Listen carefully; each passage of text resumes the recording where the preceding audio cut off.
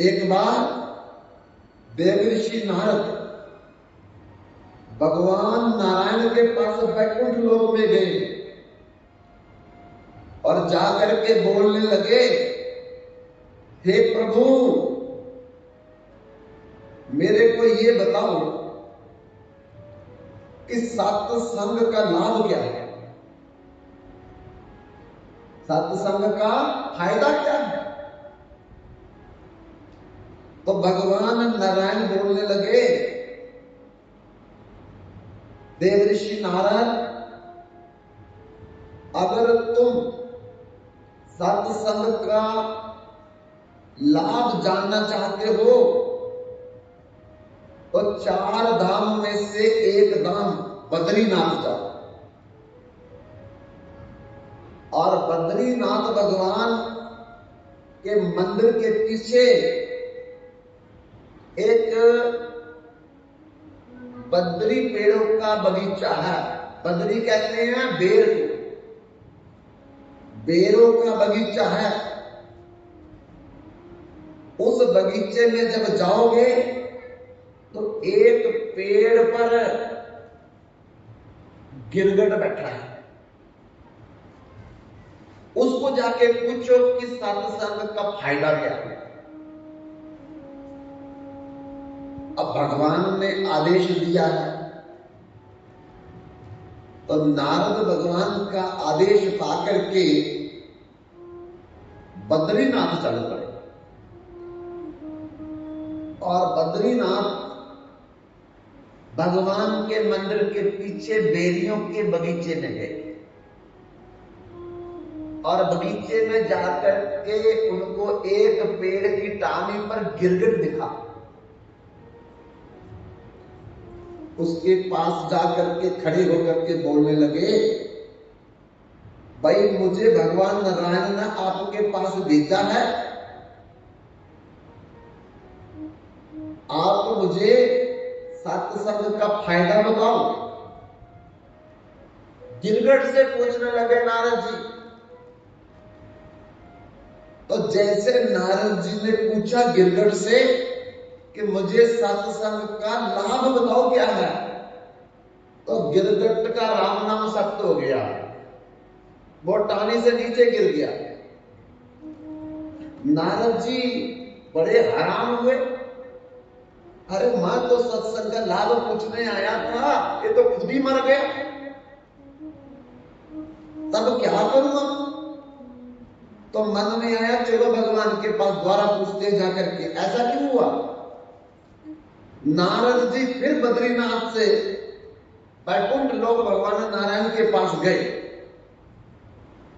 और भगवान नारायण को जाकर के बोलने लगे, जिसके पास आपने भेजा था उसका तो राम नाम सत्य हो गया। तो भगवान कहते, चिंता ना करो, अब की बार तुम वाराणसी चले जाओ। और वाराणसी एक हरिश्चंद्र घाट है गंगा के किनारे।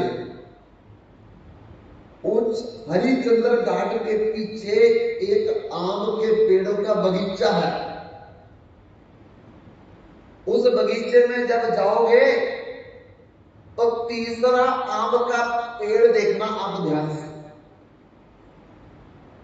उस पेड़ की टहनी पर एक तोता मिलेगा आपको। उस तोते से पूछना कि सत्संग का लाभ क्या है।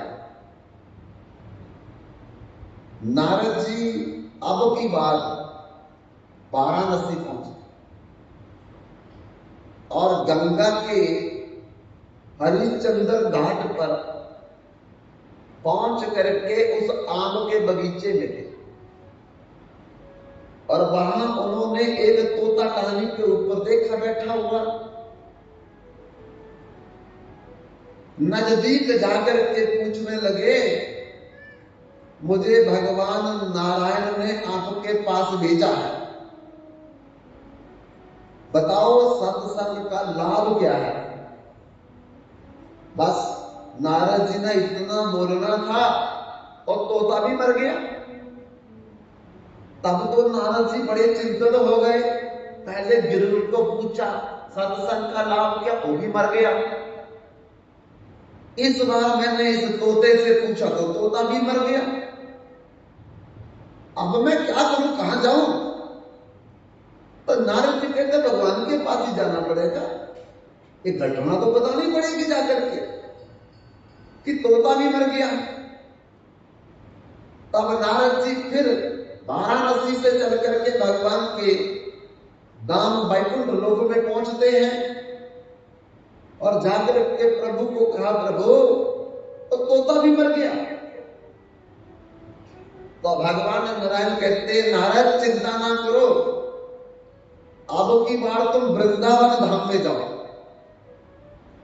और वृंदावन में जमुना के 22 घाट हैं, 22 घाट,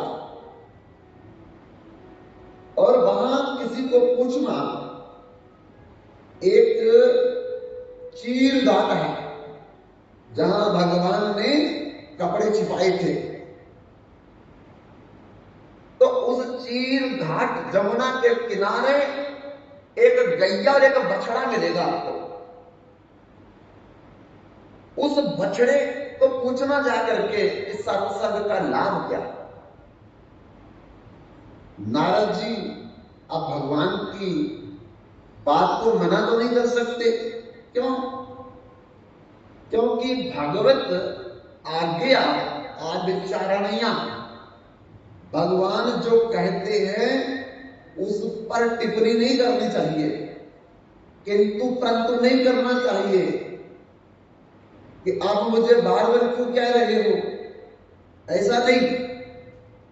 गुरु आज्ञा आविचारणीय, अगर गुरु कुछ कहे उस पर भी टिप्पणी नहीं करनी। आप गलत कह रहे हैं, आप ऐसा मुझे क्यों कह रहे हैं, ऐसा नहीं करना चाहिए। देवो आज्ञा आविचारणीय,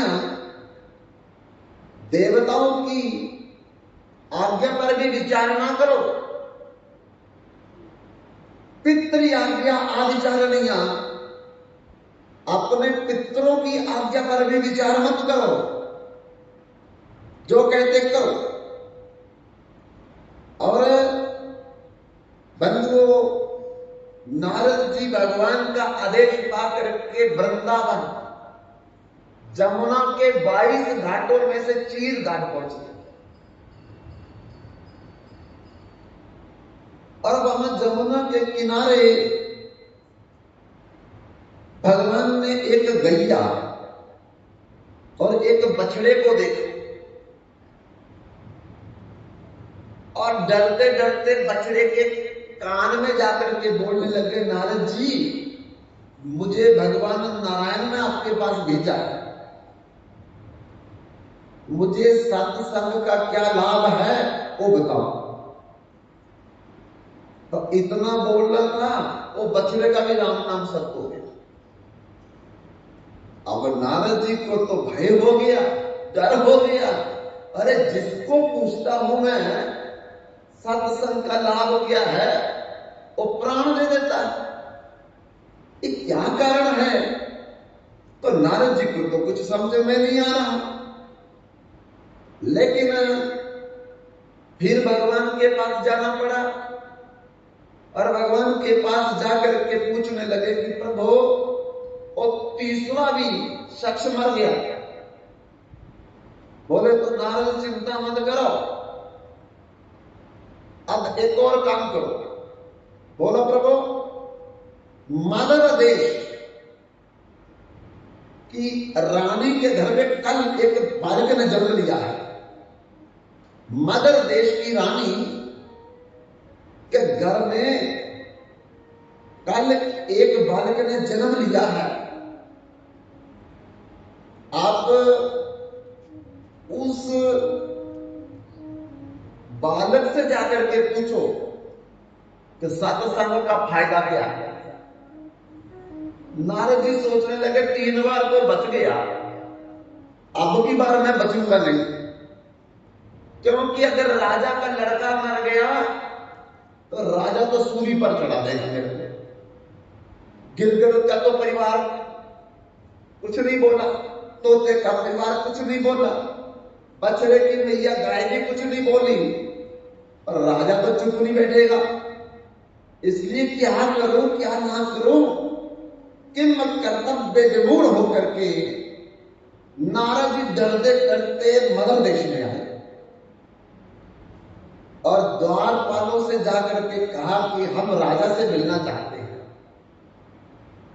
द्वारपालों ने जाकर के राजा को खबर दी कि राजन, बाहर एक संत आए हैं, आपसे मिलना चाहते हैं।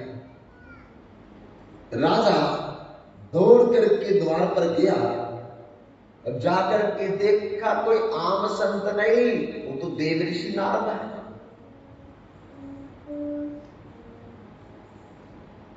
तो राजा बड़ा प्रसन्न हुआ कि कल हमारे घर में बालक ने जन्म लिया, आज संत का दर्शन हो गया, ये भगवान की बड़ी विशेष कृपा है हमारे ऊपर।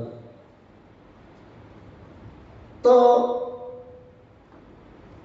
राजा ने उसी समय देव ऋषि नारद के चरण स्पर्श किए, 4 परिक्रमा की और हाथ जोड़ करके विनती की कि देव ऋषि नारद, बोलो मैं आपकी क्या सेवा करूं। नारद जी कहते, सेवा तो मैं बाद में बताऊंगा, पहले मेरे को ये बताओ कि आपके घर में किसी बालक ने जन्म लिया है। राजा कहता, जी कल हमारे घर में बड़े वर्षों के बाद एक बालक ने जन्म लिया है। तो बड़ा अच्छा, भगवान की कृपा, आज संत भी आ गए और हम चाहते आपसे ही उस बालक का नामकरण संस्कार करेंगे और आपका आशीर्वाद भी दिलाएंगे और आपकी गोद में भी बिठाएंगे उस बच्चे को। तो नारद जी तो अंदर से डर रहे थे, मैं तो किसी और काम में आया और ये तो बड़े प्रसन्न होकर के कोई और काम के लिए बोल रहे हैं। अगर बच्चा बचेगा तो नामकरण संस्कार होगा, मेरी गोद में बैठेगा, मेरा आशीर्वाद लेगा, और अगर बच्चा बचा ही नहीं तो ये लोग मुझे छोड़ेंगे नहीं। तो कहा, ऐसा है राजन, मैं एक काम आया। बोलो क्या काम है देव ऋषि नारद जी। मैं आपके नव जन्मे बच्चे को एकांत में मिलना चाहता हूं। अरे हमारे भाग्य, हमारी तो किस्मत, आप जैसे संत हमारे कल के जन्मे बच्चे को अलग से मिलना चाहते हो, और क्या चाहिए हमको। लेकिन राजा को तो पता नहीं है, रानी को भी पता नहीं है, नारद जी को पता इस बात का कि 3 तो मर चुके पहले, अब चौथे का भी पता नहीं क्या होने वाला है। तो राजा ने आदेश दिया, अरे बच्चे को अलग से कमरे में कर दिया जाए, मां को भी दूसरे कमरे में ले जाया जाए, रानी को भी दासियों के द्वारा दूसरे कमरे में ले जाया गया और बालक को एक कमरे में अलग रखा गया। और नारद जी डरते डरते उस बच्चे के पास जा रहे हैं और जब उस बच्चे के पास पहुंचे तो बैठ करके अब डरते डरते सोच रहे हैं, पूछू ना पूछू, पूछू ना पूछू।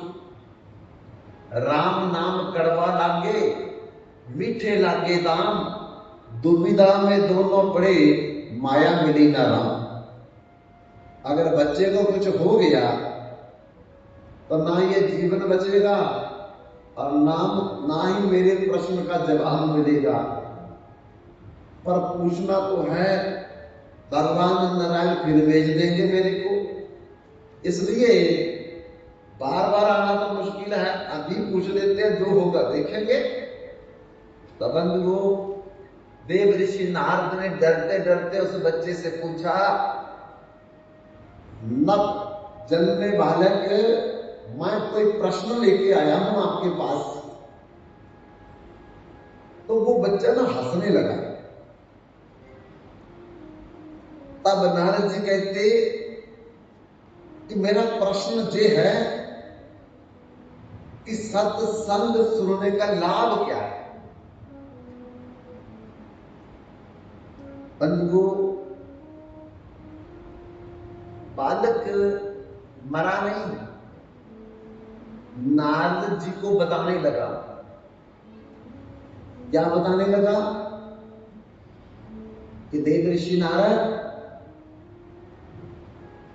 पहली बार यही प्रश्न आपने मेरे को किया था जब मैं गिरगिट था। जब मेरा गिरगिट का जन्म था, आप बद्रीनाथ धाम में आए थे मेरे पास, और आपने यही बोला था सत्संग का लाभ क्या है? मेरा शरीर छूट गया। अगला मेरा जन्म तोते में हुआ, वाराणसी में। फिर आप मेरे पास आए, सत्संग का लाभ क्या? कि मेरा शरीर फिर छूट गया और मेरा अगला जन्म वृंदावन में बछड़े के रूप में हुआ। और फिर आप मेरे पास आए और कान में पूछा सत्संग का लाभ क्या है? मेरा बछड़े का शरीर भी छूट गया। अब चौथा जन्म मुझे मदर देश के राजा के घर में मानव का, मनुष्य का, बालक का जन्म मिला है। दुर्लभो मानुष देहो दहीराम छन्न गंगोर तत्रापि दुर्लभम मन वैकुंठ प्रिया दर्शनम। ये मनुष्य जन्म जो है, ये देवताओं को भी नहीं मिलता, ब्रह्मा को भी नहीं मिलता, जामराज को भी नहीं मिलता, इंद्र को भी नहीं मिलता है। इतना दुर्लभ है।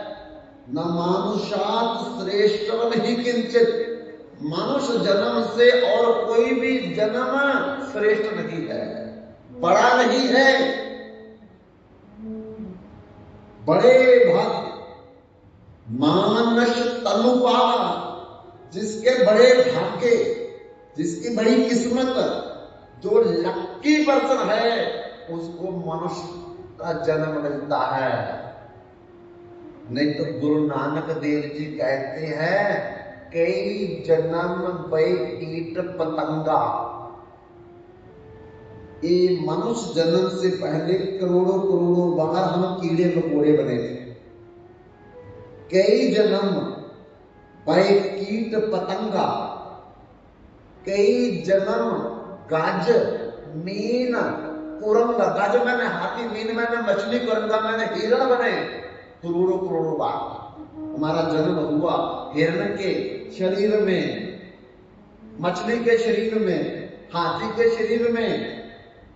कई जन्म पक्षी सर्प होइयो, करोड़ों बार तोता, चिड़िया, मैना, चील, गिद्ध, कौवा बने।